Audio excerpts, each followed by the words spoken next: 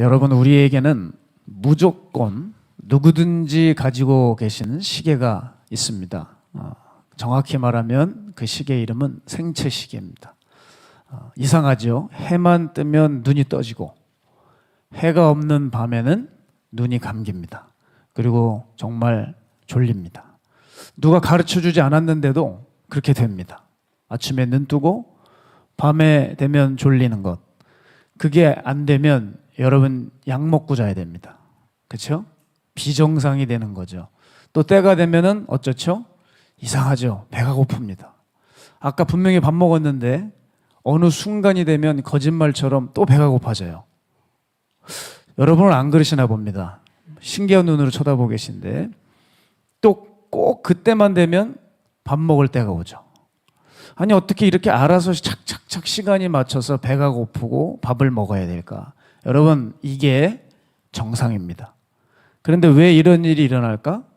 우리 안에 생체시계가 있기 때문인데, 그럼 이 생체시계는 무엇에 민감해서 반응하게 될까요? 제가 서두에 힌트를 드렸는데 그것은 바로 해입니다. 해.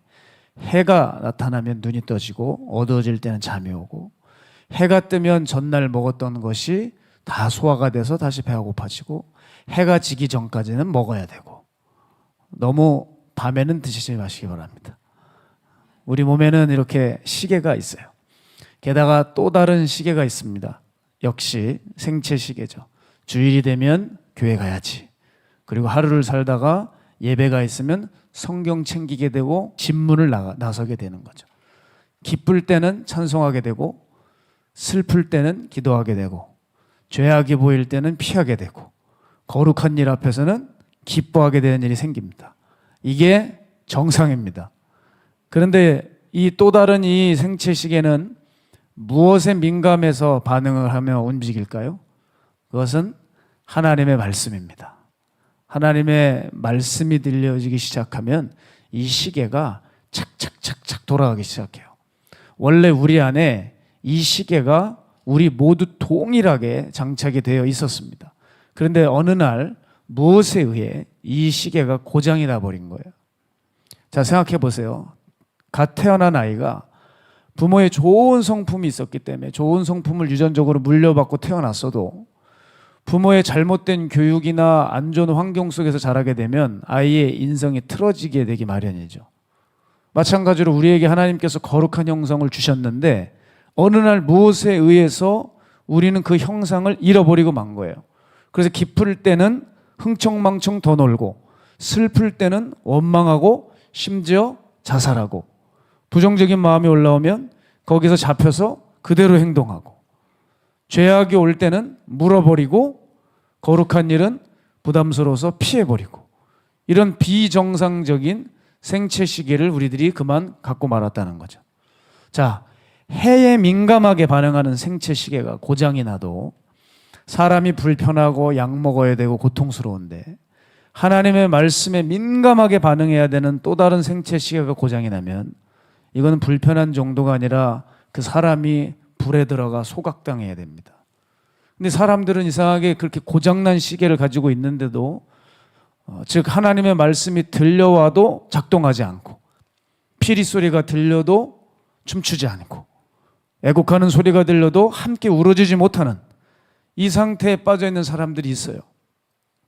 그런데 이 고장난 시계를 가지고 있는 사람들이 교회를 계속 다니게 되면 무슨 일이 벌어질까? 모든 것이 다 부정확해지게 된다는 거예요. 은혜를 받았다고 하는데 그것도 이상한 은혜고, 도전을 받았다고 하는데 엉뚱한 거고, 말씀을 풀어보는데 억지스럽고, 사람과의 처신도 비상식적이고, 거기다가 엎친 데 덮친 격으로 이 고장난 시계를 갖고 있는 사람이 사역자가 되고 일꾼이 되어버리지 않습니까? 그러면 교회를 살려보겠다고, 성도를 바로잡겠다는 이유로 분열시키고 죄를 짓고 교회를 깨고 마는 일까지 벌일 수 있더라고요. 여러분은 이 고장난 시계를 혹시 갖고 계십니까? 그렇다면 수리하실 생각이 좀 있으시나요? 이 고장난 시계는 정확히 하나님과 반대 방향으로 나아가는 것이죠. 이 고장난 시계를 가지고 있는 사람들이 교회 안에 꽤 있기 때문에 이들을 가까이 하게 되면 위험해지게 됩니다. 그래서 이 위험성에 대해서 제가 두 가지만 살펴보려고 하는데, 첫 번째 위험은 가짜들을 가까이 하게 되면 가짜 은혜를 추구하게 된다는 거예요. 이게 정말 위험합니다. 이렇게 되는 데는 이유가 있어요. 가짜 은혜를 추구하는 자들의 대표적인 특징이 바로 십자가가 없는 부활만 전하게 되는 것이고, 자기 부인 없고 자기 성취만 전하는 병든 복음만을 듣기 원한다는 거죠. 이 복음을 선호하다 보면 자기가 반드시 죽습니다. 자기만 죽어 나가 떨어지면 다행인데, 문제는 뭐냐면 뭐든지 악취는 냄새가 퍼져나가요. 그게 문제라는 거예요. 자기만 죽으면 되는데 주변 사람들에게까지도 영향을 미칩니다. 여러분, 가짜는 또 다른 가짜를 양산해냅니다. 이게 참 무섭죠. 이것을 좀 고급스럽게 표현한다면 영향력이라는 거예요. 영향력. 자, 그런 맥락에서요, 우리 모두는 지금 어떻게 살고 있는지를 잘 아셔야 됩니다. 나도 모르는 사이에 영향을 받고 있고 또 내가 영향을 미치고 살고 있는 거예요. 어떤 사람은 공부해야 되겠다는 영향을 받아서 공부를 해서 새로운 지식을 남겨주는 사람이 있는 반면에, 어떤 사람은 중독에 그만 배워서 그것에 빠져 또 자기가 중독의 유혹을 뿌려버리는 사람들이 있는 거예요. 여러분, 요즘 뉴스를 보세요. 연예인들 보십시오. 지금 뭐 마약 문제가 참 심각하잖아요. 마약 연자죄입니다. 지금 한 연예인이 소환돼 가지고 심각하게 조사를 받다가 풀려났죠. 근데 이 사람 끝나면 또 다른 사람이 지금 대기 중이라고 해요. 연쇄적으로 터져나가죠. 이게 다 뭐냐? 영향이에요. 누군가에게 그것을 배웠고 자기도 즐기고 또 물려주는 거죠. 그렇게 해서 그 사람은 또 유혹당하고. 자, 여러분, 문제는 그런데 교회에서거든요. 교회에서. 전 세계 어느 교회에도 당연히 가짜들이 있습니다. 왜 여기는 없겠습니까? 제가 가짜일 수도 있어요. 이 가짜들의 아직도 버리지 못한 세상 습성 때문에 그만 교회는 더러워지고 있습니다. 물론 교회들 안에 진짜들이 존재하긴 합니다. 그런데 그 진짜들도요, 가짜들의 영향력에 시름시름 알아 죽어가고 있는 현실입니다. 그렇습니다. 우리는 알게 모르게 서로에게 영향을 주고 있고 받고 있어요. 자, 예수님도 우리에게 뭐라고 부르시고 뭐가 되라고 하셨죠? 우리 아동부 아이들도 다 아는 얘기입니다. 너희는 세상의 빛과 소금이 되라 하셨습니다. 자, 그 전제가 뭐냐? 이 말씀의 전제는 사람은 자고로 영향을 미치게 태어났다는 거예요. 그런데 너희들 무슨 영향을 미칠 거냐고 주님이 묻고 계시는 거예요. 그러면서 그것을 구체화 시켜주고 계시죠? 뭐가 되라고 하셨죠? 빛이 되어서 어둠을 밝히라고 하셨어요. 너희들은 소금이 되어서 썩어져가는 세상의 이 부패를 막으라는 것입니다. 이렇게 영향력을 가지라고 부름을 받았어요. 우리 교회는, 우리 성도들은 반드시 영향력 있는 사람들이 되셔야 됩니다. 이건 선택이 아니에요. 필수입니다. 반드시 그래야 합니다. 이것이 신앙의 정상적인 커리큘럼이고 진도입니다. 자, 구원받았습니까? 그러면 성숙해집니다. 그리스도를 닮아가는 거죠. 그 다음엔 뭐예요? 영향력입니다. 이게 바로 신앙의 진도예요. 커리큘럼이에요. 그런데 우린 지금 어디에만 머물러 있죠? 진도를 못 나가고 있어요. 아직도 내 구원이 받았는지 못 받았는지에 대해서 논해야 될 만큼 우리는 심각한 정도예요. 아직도 너무 사랑을 좋아하는 까닭입니다. 성경은 말했어요. 세상을 사랑하는 자는 그 안에 하나님의 사랑이 머무를 수 없다. 이거 굉장히 고급스러운 표현일 뿐이죠. 당신 하나님 사랑하지 못하고 세상 사랑하면 지옥 간다는 얘기예요. 정말 구원받고 구원받은 사람답게 그리스도를 닮아가는 성숙을 이루고 그 다음 진도를 나가셔야 됩니다. 그게 영향력이에요. 영향력. 그런데 너무나 가슴 아픈 것이 교회 안에 이 고장난 시계를 품은 사람들이 많기 때문에 엉뚱한 영향을 주고 있는 거예요. 교회 사람들이 오히려 더 죄를 짓고 세상을 세상 사람들보다 더 사랑하고 더 이기적이고 더 양보가 없고 배려가 없고 자기 만족에만 급급하고 사람 인정에 구걸하고 있고 이런 부정적인 에너지를 뿜어대고 있죠. 그러니까 교회는 피해가 이만저만이 아닌 거예요. 그런 의미에서 오늘 본문을 보게 되면 아브라함은 심각한 한 도시를 위해서 아주 애써서 기도하고 있습니다. 사실 아브라함이 이 소돔이라고 하는 도시에 대해서 기도할 이유가 전혀 없어요. 그가 살고 있던 땅도 아니고 거기 내 친척이 있는 것도 아닙니다. 근데 그 소돔을 위해서 그렇게 기도해요. 왜냐? 하나님이 아브라함을 열방의 통로, 축복의 통로로 부르셨어요. 왜 그 사람을 근데 그 통로로 부르실까요? 그 사람 안에 그 기질이 있기 때문에 그걸로 쓰시려고 하는 거예요. 아브라함에는 그런 마음이 있는 사람이었던 거죠. 나하고 관계도 없는 소돔인데도 중재하고 구출하려고 애를 써요. 벌써 선지자 시대가 도래하기 전에 이미 아브라함은 선지자였습니다. 그 소돔을 향해 주님이 보내신 선지자 같은 역할을 감당하고 있는 거 아니겠습니까? 그리고 하나님도 이 아브라함의 생각을 옳게 여기셨어요. 그래서 뭐라고 그러십니까? 넌 참 정말 의로운 사람이다 라고 생각하세요. 그래서 너 같은 사람만 있다면 내가 정말 그 도시를 살려주마. 하나님께서 소돔을 멸하려고 하시다가 아브라함의 간곡한 중재로 인해서 그 모든 심판을 잠깐 중지하신 것은 창조주 입장에서는 엄청난 배려와 양보를 하신 것이거든요. 이때 아브라함이 여러분 잘 아시다시피 제안하기 시작합니다. 하나님 50명만 있으면 이 성을 용서하시겠습니까? 제가 오늘 읽으면서도 민망했어요. 그죠? 본문에. 야, 자기도 민망한 거예요. 50명이 있을 것 같은데 없어요. 이 5명만 좀 빼주시면 주님 멸하시겠습니까? 40이면 어떠시겠습니까? 네 주여 노하지 마십시오. 30명이면요. 이게 뻔뻔한 것 같은 거예요. 묻기도 힘들어. 주님 20명이면요. 네 주여 노하지 마시옵소서. 내가 이번 한 번만 여쭙겠습니다. 10명만 있어도 됩니까? 그러다가 아브라함이 찾다가 없는 것 같으니까 아무 소리 하지 않고 자기 집으로 돌아갔다 그랬어요. 얼마나 무안하고 얼마나 하나님 앞에 그런 제안을 드리는 게 뻔뻔하면 자기도 그냥 포기했겠냐고요. 하나님은 10명이 아니라 1명이 없으셨음을 한탄하신 거예요. 그렇죠? 하나님은 숫자에 연연하신 분이 아니잖아요. 정말 50을 원했다면 50이 안 되면 다 죽였어야죠. 40, 45, 40, 30, 20, 10까지 내려왔습니다. 하나님은 숫자에 관심이 없으셨어요. 정말 하나님을 따르고 하나님 경외하고 하나님 앞에 사는 사람들이 있으면 됐다는 거예요. 사사기를 봐도 기드온의 300용사가 왜 나왔습니까? 처음에 소집했을 때 3만 명이었어요. 그런데 하나님이 300명 데리고 미디안 치러 가게 하시잖아요. 왜 그렇습니까? 하나님은 애시당초 숫자에 관심이 없어요. 하나님은 어디에 관심이 있으세요? 제자의 수에 관심이 있으세요. 우리들의 교회를 크게 만드는 것이 사실 의미가 없는 것이 뭐냐면 하나님이 봤을 때는 머리수가 중요하지 않고 제자의 수가 중요하거든요. 하나님은 그 제자를 몹시 보고 싶어 하셔요. 몹시 보고 싶어 하세요.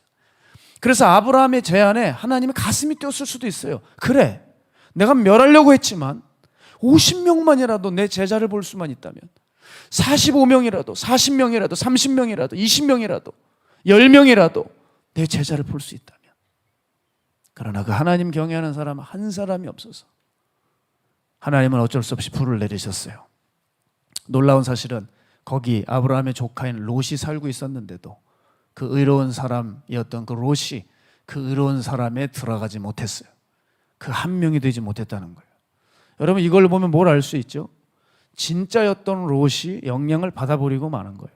그러니 여러분 우리가 얼마나 조심하며 깨어 있어야 될까. 가짜들이 어슬렁거린다고 해서 아니 나는 좀 달라, 나는 좀 탁월해, 난 그럴 리가 없어. 여러분 착각하지 마세요. 아브라함이 멘토였던 롯도 이 지경이 됐어요. 우리가 방심할 수 없고 항상 깨어 있어야 될 줄로 믿습니다. 어느 때보다도 우린 분별해야 될 때라고 생각해요. 그럼 어쩌다가 롯이 이 지경이 되었나? 바로 가짜 은혜에 만족하고 추구하는 가짜들 때문에 그도 그만 가짜 은혜에 속고 만 것이죠. 그럼 가짜 은혜를 현대로 살피면 뭘까? 이겁니다. 그냥 교회만 나오면 안심이고 여러분 어디 뭐 취직하거나 문서 적어낼 때 종교란에 기독교 쓰고 흐뭇한 거예요. 가끔 교회 다니는 연예인 본 것 같으면 괜히 그냥 반갑고, 그러나 삶에는 우리 안에 예수님이 없어요. 죄악이 끊어지지 않습니다. 그 상태인데도 전혀 가책이 없어요. 자기가 위험한 상태인지도 몰라요. 그냥 자기 은혜에 만족하고 사는데 그 은혜가 진짜 은혜가 아니라는 거예요. 가짜 은혜라는 거예요. 가짜 은혜. 여러분, 가짜 은혜에 속해 있는 것 아닙니까, 우리?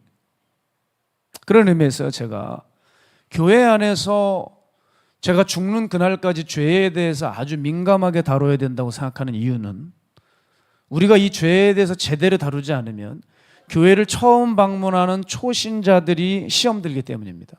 아니, 교회를 떠나버릴 수도 있기 때문이죠. 제가 정말 이따금씩 격분하는 때가 있어요. 그게 뭐냐? 초신자들을 힘들게 만들 때입니다.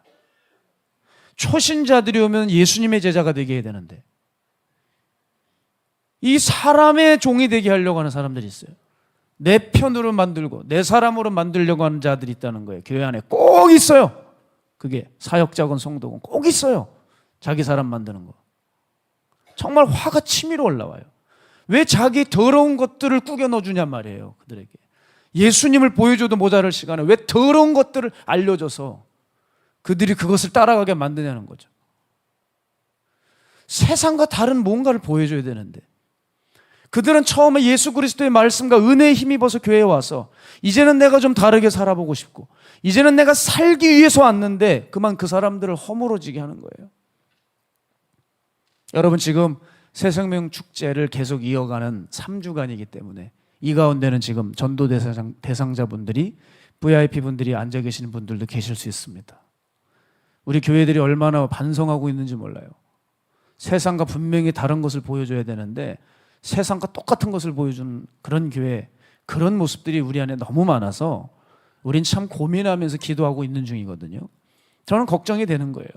지금 많은 분들이 등록하셔서 이번에 세축 때 거의 70여 명이 육박해주고 있는데 걱정스러운 게 교회에 와서 예수님만 바라보고 가셔야 되는 것이 정상이지만 사실 이분들이 사람이니까 처음부터 예수님만 바라보고 갈 수 있겠습니까? 그분들도 사람이니까 누굴 보겠어요? 앞에 서 있는 목사를 보게 될 것이고 나를 맡고 있는 소그룹 리더들을 바라보게 될 거 아닙니까? 그런데 그들 가운데 아직도 바뀌지 않은 세상적인 습성이 그냥 튀어나와 버리면 그들은 감당이 되질 않는 거예요. 우리 교회는 이런 일들이 없어져야 된다는 거죠. 그래서 맡은 자일수록 조심하고 또 조심해야 되는 까닭이에요. 제가 어디 마트를 가고 백화점을 한번 가도 그 신방 갔다가 잠깐 커피 마시러 간 건데 저거 옷 사러 갔다고 비싼데 어슬렁거린다고 이런 얘기 들을까 봐 혹시 저의 황보 때문에 시험 되는 사람 생길까 봐 제가 어떻게 하고 다니는 줄 아세요? 안경도 안 써요. 시커먼 모자를 딱 쓰고 청바지 입고 돌아다녀요. 차에서 옷 갈아입을까 이 생각도 있어요. 거기 뭐 무슨 미친 사람처럼 병에 걸려 있다고요. 왜냐하면 제 행동에 누구 하나 실족될까 봐. 여러분, 저 마트 가도 괜찮죠? 저도 사람인데 장은 봐야 되잖아요. 예? 제가 무슨 200만 원, 300만 원짜리 옷 뒤집어 쓰고 살겠습니까? 예? 이불도 지금 못 사고 있어요. 겨울 이불이 모자른데. 아니, 저 또 이불 사오지 마세요. 또 겁나네. 또 그냥 사무실에 이불 이렇게 쌓이고. 여러분 괜찮습니다. 여러분 지금 경제가 어려워요. 여러분들 자녀들 섬기시면 됩니다. 조심하고 조심하게 살아가고 있어요. 자, 여러분, 죄에 대해 민감하게 다뤄야 되는 두 번째는 뭐냐요?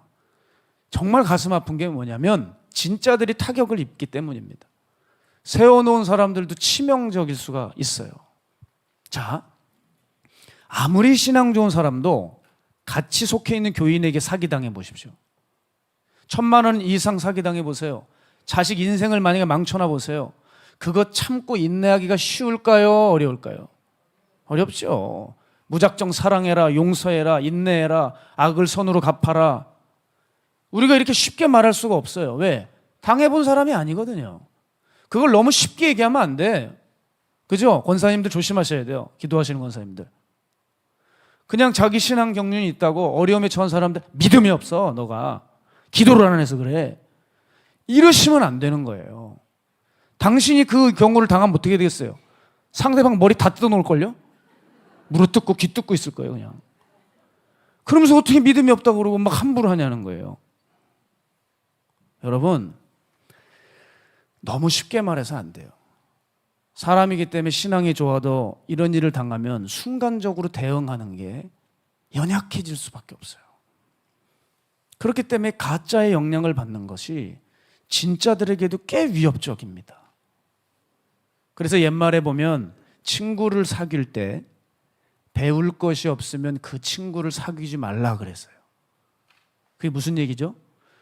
그 정도로 배울 것이 없는 상태라는 거는 배우지 말아야 할 것이 내 안에 들어오니까 차라리 안 만나는 게 맞다. 이런 의미가 담겨 있지 않겠어요? 그런데 아예 가짜들이 옆에 진을 치고 있으면 나도 롯될 수가 있는 거죠. 자, 가짜 은혜를 추구하는 그들을 조심하셔야 됩니다. 자, 두 번째, 가짜를 가까이 하면 위험하게 되는 이유는 여러분이 분별하기가 정말 어렵기 때문입니다. 그 사람을 분별하기가 어렵기 때문에. 자, 우리가 흔히 위조 지폐를 조심해야 된다 그래요. 그래서 어떤 위조 지폐는 단숨에 걸리지만 어떤 위조 지폐는 꽤 오랫동안 유통이 되다가 한참 다 돌고 돌다가 걸립니다. 어떤 미국 목사님이 위조 지폐를 연구하셨더라고요. 교인 중에 아마 그런 분들이 계셨나 보죠. 그래서 이 달러 지폐를 연구를 했는데 5달러 이상 지폐에는 플라스틱 조각이 박혀 있대요. 그래서 그 조각은 지폐마다 다른 위치에 있대요. 액수에 따라 다른 위치에 있는 모양이에요. 그러냐 이것까지 위조 지폐를 만드는 자들이 카피하기가 어렵대요. 그리고 지폐를 어떻게 기울이느냐에 따라서 색깔이 변하는 잉크가 있답니다. 그리고 빛으로 비춰보면 어느 특정 이미지의 워터마크가 보인대요. 그러니까 대부분의 사람들은 이게 위조 지폐인지 꼼꼼히 이렇게 따져보질 못하죠. 이것 따지고 저것 따지기는 할 일이 너무 많고 바쁘잖아요. 그래서 발각되는데 시간이 오래 걸린다는 겁니다. 그런데 그분이 이렇게 얘기하더라고요. 꼭 반드시 걸린대요. 위조 지폐는 반드시 걸리게 되었대요. 관찰력이 좋은 누군가의 눈에 혹은 전문가의 눈에 반드시 걸려서 그 근원이 다 잡힌다는 거예요. 여러분, 저는 그 얘기를 듣는데 우리의 믿음도 마찬가지라고 생각했어요. 자, 이게 문제예요. 가짜는 있죠. 가짜가 있는데 문제는 너무 오랫동안 진짜 행세를 하니까 이게 문제예요. 너무 오랫동안 진짜 행세를 해서. 그런데 결과적으로는 어떻게 된다고요? 발각된다고요. 그 사람 죽을 때까지 발각이 안 돼도 여러분 심판대에서는 무조건 발각됩니다. 그래서 억울해하실 필요는 없어요. 그러나 이 땅에서 발각되는 경우가 있는데 가짜들은 절대 고난과 고통의 불을 통과를 못합니다. 그래서 걸립니다. 갑자기 어려운 일을 당하고 자기가 모욕을 당하고 힘든 일을 겪잖아요. 신앙이 탁 드러나 버려요. 신앙의 견적은 바로 어려울 때 드러납니다. 그런데 현실은 그 가짜들에게 어려움이 좀 찾아왔으면 좋겠잖아요. 그 악인들이 그게 아주 그냥 그들이 그냥 암에 걸려버리고 자식이 잘못되고 막 이랬으면 안 되죠. 그래도 제가 하고 싶은 말은 뭐냐, 이 악인이 그런데 안타깝게도 우리 예상과는 달리 오랫동안 살고 번영하는 경우가 있어요. 그들이 본질은 악인이지만 적당한 가면을 쓰고 삽니다. 그래서 괜찮은 줄 알고 사람들이 다 붙어서 그냥 영향을 다 받아버리는 거죠. 어떤 가짜는 정말 그럴싸합니다. 정말 진짜인 줄 착각할 정도예요. 자, 예수님이 이런 얘기 하셨죠? 알곡이 어디에 있느냐, 그죠? 그 알곡과 가라지 비유 아시죠? 참 그거 볼 때마다 깊은 생각이 들어요. 알곡은 꼭 어디에 있죠? 가라지 옆에 있어요. 가라지와 함께 있어요. 알곡은 알곡끼리만 있으면 너무 좋겠는데 알곡 있는 곳에 가라지가 함께 자라고 있기 때문에 얼핏 보면 가라지가 알곡 같아요. 그래서 제자들이 예수님께 그러잖아요. 내가 가라지를 뽑겠다고 그러니까 주님이 야 서라 너 나중에 내가 알아서 내 때에 뽑을게. 그 왜 그러냐면은 이게 가라지인 줄 알고 뽑았는데 알곡을 뽑아버리는 거예요. 이게 가라지인 줄 알았는데 알곡인지 뽑는 거라고. 그 정도로 너희는 잘 모를 수 있으니까, 분별하기가 어려우니까 내가 내 날에 심판을 하겠다는 거죠. 그날의 지옥불에 내가 알아서 던질 테니까 거기서 슬피 울며 이를 갈미 있을 것이다. 따라서 여러분, 우리 안에 가짜인 채로 오랫동안 행세하는 그럴싸한 믿음을 조심하셔야 돼요. 그런데 여러분, 결과적으로 그건 발각이 돼요. 처음엔 나에게 너무 감동적인 사람이었고 영적인 것 같지만 결국 정말 인간 냄새 콜콜 나는 육신이었구나, 그걸 알게 되죠.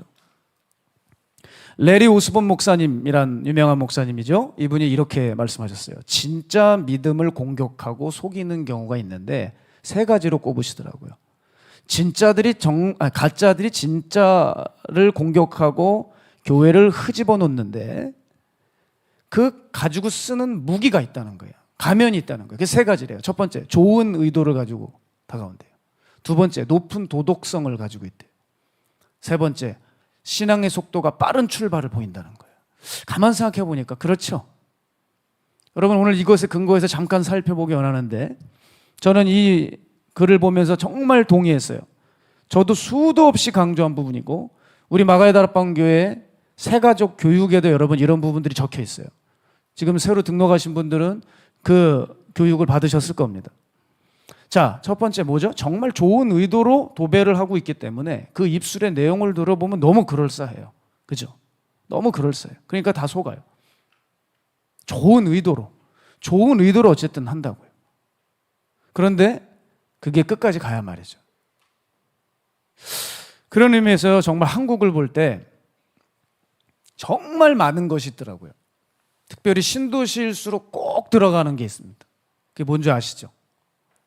영어 학원입니다. 저는 한국은 거의 제가 용서하고 들어주세요, 이렇게 표현할 수밖에 없어요. 영어 환장병에 걸렸어요. 진짜입니다. 건물 하나 건너서 다 영어 학원이에요. 어디를 가야 될지 모르겠어요. 서점을 가면 다 자기가 최고인 책이라고 손들고 서 있어요. 나 사달라고. 정말 기가 막힌 책 제목으로 우리를 유혹합니다. 그런데 한국이 이런 상황인데 코미디가 있어요.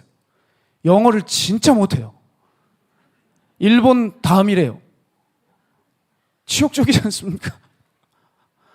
그 영어 학원을 지금도 수강하고 있는 수강생들, 여러분, 그분들 새벽같이 영어 학원 클래스 들어가면서 그 얼굴 보셨어요 혹시? 전 예전에 새벽 예배 끝나고 가다 그분들 얼굴을 봤어요. 저도 그 거리를 예전에 공부하다 지나간 적도 있지요. 포부가 대단해요.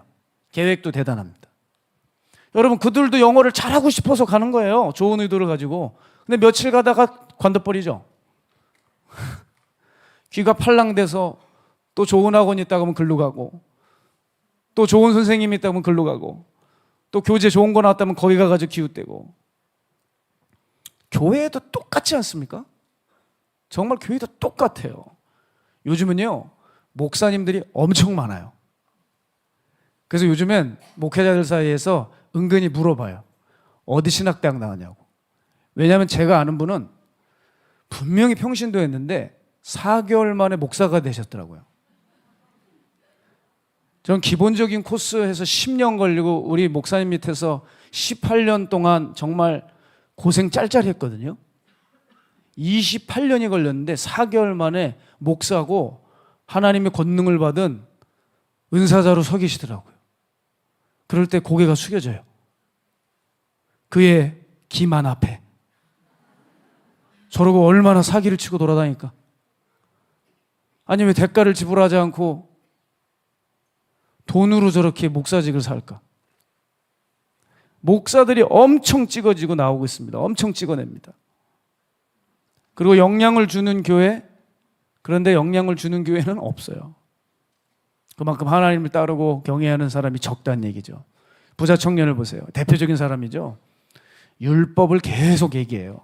예수님 앞에 접근했을 때는 좋은 의도를 가지고 있어요. 영생이 어디로부터 나오냐, 영생 어떻게 하면 얻느냐, 좋은 의도로 접근했죠. 그런데 그의 본심은 뭐였냐면 내가 이 정도 율법을 안다고 과시하려고 접근을 한 거죠. 그래서 예수님이 그걸 딱 아시고 너 진짜 율법을 잘하냐? 너에게 부족한 것이 한 가지 있는데 네가 가지고 있는 그 돈, 응? 너 백에 있는 그 돈, 그거 가난한 자들에게 주고 넌 날 따라라. 할 때 어떻게 합니까? 너무나 영적인 의도, 좋은 의도로 왔지만 못 따라가죠. 근심하며 떠나갔더라 그랬어요. 좋은 의도 믿을 거 못 됩니다. 좋은 의도 얘기할 것 같으면 유다는 어떻겠습니까? 예수님이 사역하는 살림살이를 도맡았던 사람입니다. 그런데 예수님 도움은 뭐합니까? 아무 소용없어요. 유다도 좋은 의도로 처음 왔습니다. 아무 소용이 없어요. 그게 본질이 바뀌지 않으니 결국 계산해 보니까 남는 장사가 아니야. 그러니까 예수님 죽이려고 갑자기 변하잖아요. 좋은 의도 가지고 안 돼요. 두 번째, 높은 도덕성. 이 가면을 쓰고 접근하는 사람도 있습니다. 이 사람들 조심하셔야 돼요. 제가 현장에서 전화 통화를 할 때 다 말씀드릴 수 없지만 너무 영적 사기가 요즘에 많습니다.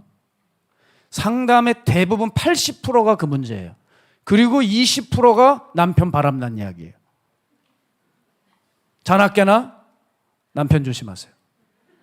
자다가도 남편 얼굴을 보세요. 그가 갑자기 즐거워진다거나 옷을 갑자기 산다거나 휴대폰을 자꾸 포맷을 한다거나 이상하게 생각하셔야 돼요. 제 목회 현장에서 상담한 퍼센테이지는 그래요. 영적 사기가 들끓고 있는데 이들 중에 한 사람은 매우 윤리적이고 도덕적인 사람입니다. 저는 그래도 목사기 때문에 여러 가지 책을 봐요. 다른 종교들도 무슨 얘기하는지 봐야 될 거 아니에요? 요즘은 제가 한번 심취하고 있는 책이 유교의 논어입니다. 논어를 쭉 보고 있어요. 그러니까 논어는 뭘 얘기를 하나 봤는데 공자가 제시하는 새로운 인간형이 있더라고요. 여러분 잘 아시는 단어죠? 군자입니다. 군자. 자, 이 박재희 교수라고 하는 고전 전문가가 군자를 이렇게 정의했더라고요. 군자는 논어에 107번 등장한대요. 이렇게 얘기해놨어요. 군자는 내세가 아닌 현세를 추구하고 미신이 아닌 냉철한 이성을 중시하고 이념이 아닌 사람을 소중히 생각하고 타율이 아닌 자유를 중시하는 사람이다. 뭐 그럴싸하지 않아요? 자, 또 군자를 이렇게 정의해요. 산속에서 새소리나 듣고 나물과 국을 끓여 먹으며 세상의 불의를 한탄하고 자신의 삶에 정신적 만족을 느끼며 사는 사람이 아니다. 군자는 치열한 학습을 통해 전문 지식을 습득하고 세상을 바라보는 경륜을 익히며 꿈을 같이 하는 동지와 협력하여 누구의 평가에도 연연해하지 않고 적극적으로 자신의 인생을 개척해 나가는 사람이다. 여러분 이런 얘기 들으면 어때요? 도전이 됩니까? 전 목사인데 성경적으로 봤을 때 두 가지 문제가 있어요. 군자가 어디에 집중한다고 그랬어요? 내세잖아요. 내세. 내세가 아닌 어디에 집중한대요? 현세에 집중한대잖아요. 문제가 있죠. 그리고 삶을 어떻게 의미 있게 산대요? 치열한 자기 학습을 통해서 얻고 스스로 자기 인생을 개척해 나간대요. 멋있어 보이죠? 자기 믿음은 망하는 거예요. 성경에 맞지 않습니다. 우리는 현세를 중시 여겨야 되겠죠. 현실 도피적인 사람이 되는 건 잘못된 거죠. 현실을 잘 살아야 되지만 우리는 현실을 저 천국을 위해 저축하며 사는 것입니다. 맞습니까? 스스로 삶을 개척해 나가는 게 멋있어 보이지만 그건 위험한 거예요. 우리를 지으신 설계자에게 창조주에게 맡겨 그 하나님의 말씀에 돌아갈 수 있는 시계를 가지고 살아가야지만 그게 진짜 온전한 사람이라는 거예요. 군자라는 인간형이 높은 도덕성을 가지고 있지만 보십시오. 구원과는 관계가 없어요. 그리고 군자는 그 도덕성이 전부인 줄 아는 거죠. 오해하지 마세요. 저는 절대 도덕성을 무시하는 게 아닙니다. 여러분 늘 보고 계시는 마태복음 5장 산상설교는 대단히 윤리적이고 도덕적인 교훈을 담고 있습니다. 사실 영성이 제대로 서면 도덕성은 따라오게 되어 있어요. 맞죠? 그렇죠? 영성 따로 도덕성 따로 있을 수 없는 얘기예요. 왜 영성이 세워지면 도덕성이 따라오느냐?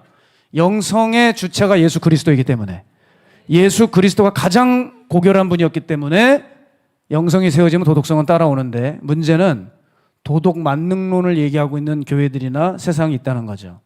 자, 도덕을 강조하면 어떤 사람이 되느냐? 신앙 위에 도덕이 있게 됩니다. 학생 때 제가 이런 사람을 만났어요. 학생 때는 그렇게 교회 생활 열심히 했던 사람인데 이분이 꿈이 신앙생활을 보니까 목사가 되고 싶었어요. 그러다가 자기가 공부를 잘해요. 신학대학을 입학했다가 너무 우수한 성적을 거두니까 내가 유학을 가야 되겠다. 그래서 교수를 합니다. 그런데 그 뜨거웠던 신앙이 공부하러 가면서 점차 바뀌어요. 신학 박사를 받으려면 성경만 연구하는 게 아닙니다. 철학과 인문과 사상을 다 공부해야 됩니다. 그래서 PhD를 따는데 기본 10년 이상이 걸립니다.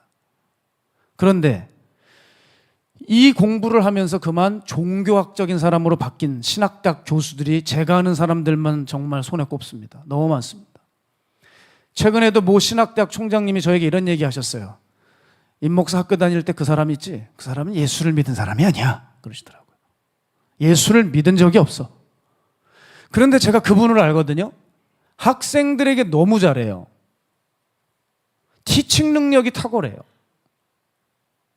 자기의 어떤 돈을 가지고 학생들에게 줘서 없는 학생들을 교재 사게 해줘요. 그리고 자기는 정직하게 살아요. 근데 문제는 뭐예요? 예수 그리스도에 대한 믿음이 없어요.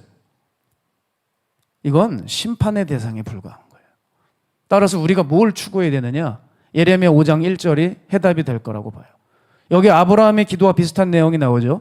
너희는 예루살렘 거리로 빨리 다니며 그 넓은 거리에서 찾아보고 알라. 너희가 만일 정의를 행하며 진리를 구하는 자를 한 사람이라도 찾으면 내가 이 성읍을 용서하리라. 하나님의 용서와 구원은 어디서 받는데요? 도덕성이 아니라 진리를 구하는 자, 진리에 있다는 거예요. 여러분, 그러니 이 진리 안에서 우리가 통제받고 조정받는 것, 이것을 통해 우린 전인격적인 사람으로 회복될 것입니다. 따라서 우리 성도 여러분, 성경 많이 보셔야 돼요. 성경을 가까이 하셔야 돼요. 성경을 머리맡에 항상 두세요. 우리 박정은 원로 목사님이 항상 하신 말씀이 있어요. 성경을 머리맡에 둬라. 그럼 마귀 새끼들이 얼씬거리지도 못한다. 지독한 마귀 새끼들. 그 유명한 명설교가 유튜브에 있어요. 항상 성경을 가까이 하는데 귀신들이 얼씬거리겠습니까? 저도 요즘 반성을 하고 있거든요. 사역이 많아지다 보니까 제가 목사인데도 성경 읽기가 확실히 줄었어요. 여기 소홀해지는 게 보여요. 그래서 틈나는 대로 빠르게 읽기 위해 각종 번역본들을 지금 제가 두고 읽기 시작합니다. 여러분, 그 진리가 사라지게 되면, 그 진리의 영향을 받지 못하면 그 10명, 그 1명은 절대 나오질 못해요. 따라서 여러분, 우리 안에 그 1명 이상이 나와야 됩니다. 마가의 다락방에 있을 줄로 저는 믿어요. 솔직히 이 중에서 10명이 없으시겠나, 저는 그런 생각을 해요. 자, 10명만 있으면 하나님 뭐라고 그러셨어요? 멸하지 않겠다 하셨죠. 저는 그런 자부심으로 목회하고 싶어요.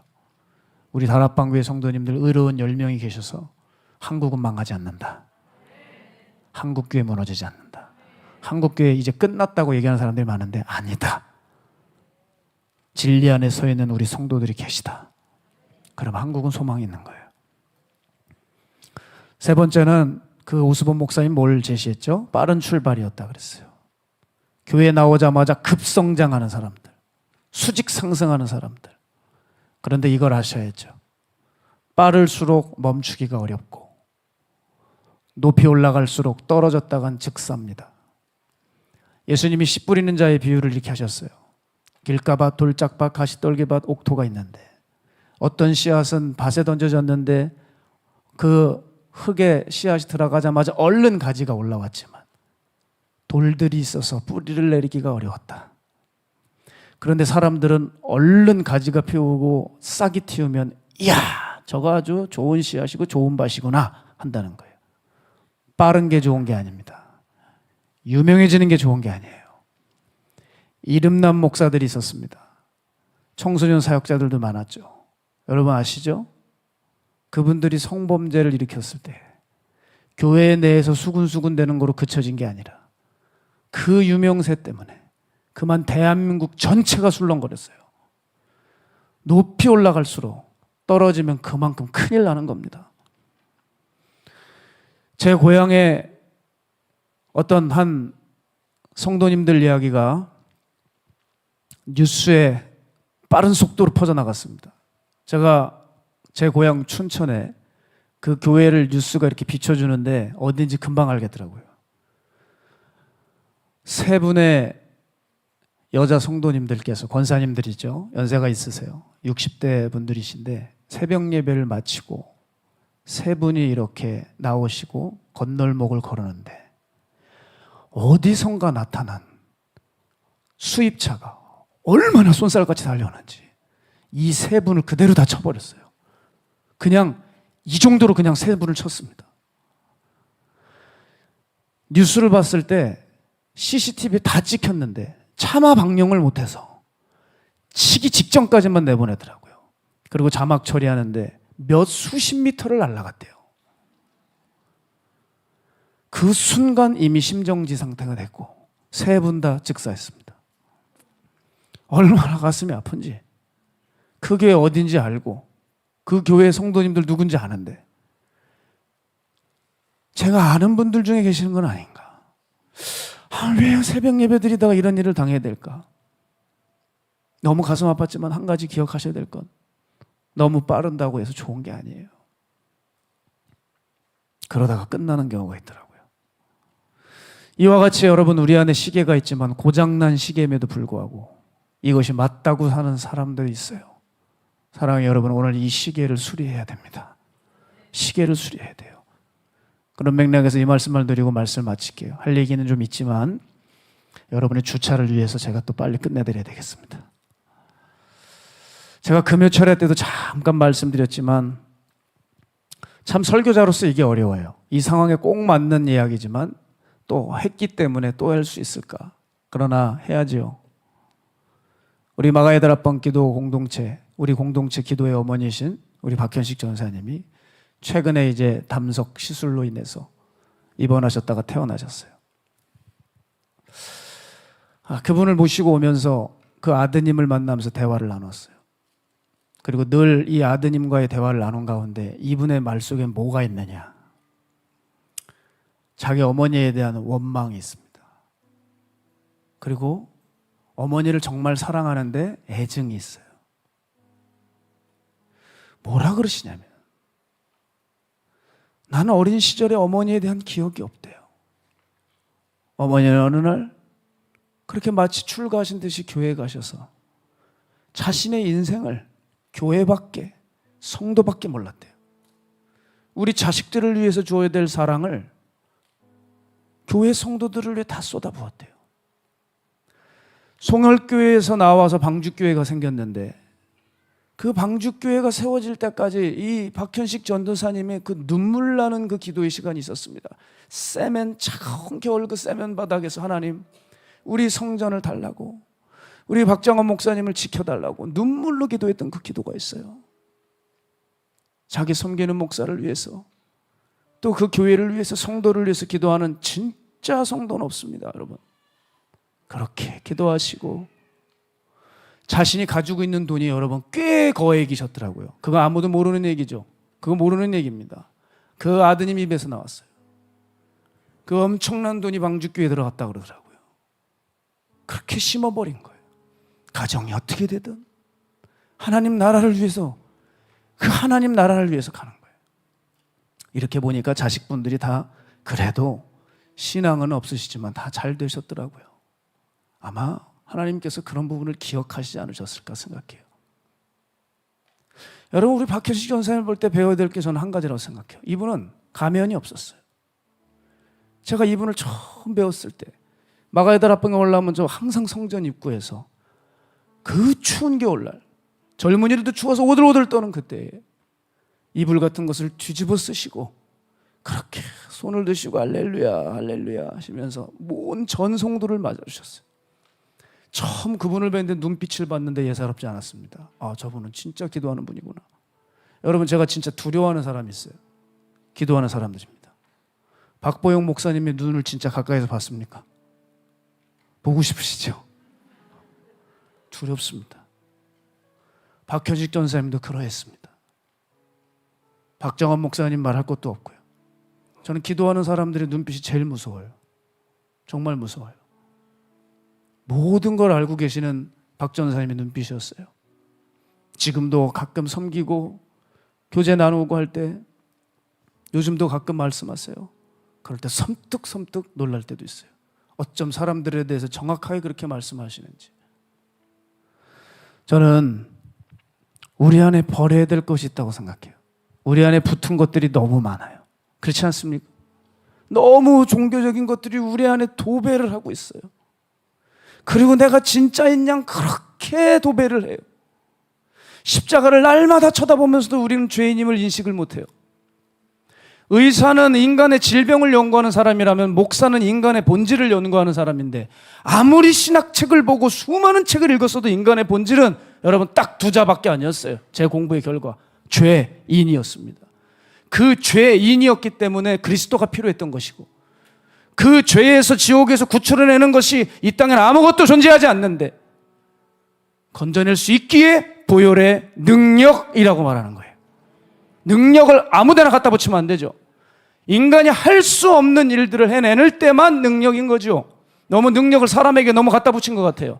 능력의 의미가 너무 약화되고 변질되어 가고 있어요. 사랑하는 성도 여러분, 우리 가짜 은혜를 추구하는 우리 안에 이 가짜 속물 근성들이 십자가에 못 박혀져야 됩니다. 그리고 사람들을 속이는 기술이 얼마나 늘어났는지, 가짜이면 가짜인 채로 주님 앞에 오세요. 죄졌으면 죄진 채로 오세요. 창기면 창기인 채로, 도적이면 도적인 채로 나와. 제발 사역자라고 해서, 내가 리더라고 해서 가면으로 둘둘둘 말아 살지 말고, 이미 주님 앞에 죄가 다 드러나 있으니 철저하게 회개하며 우리 나가야 될 것입니다.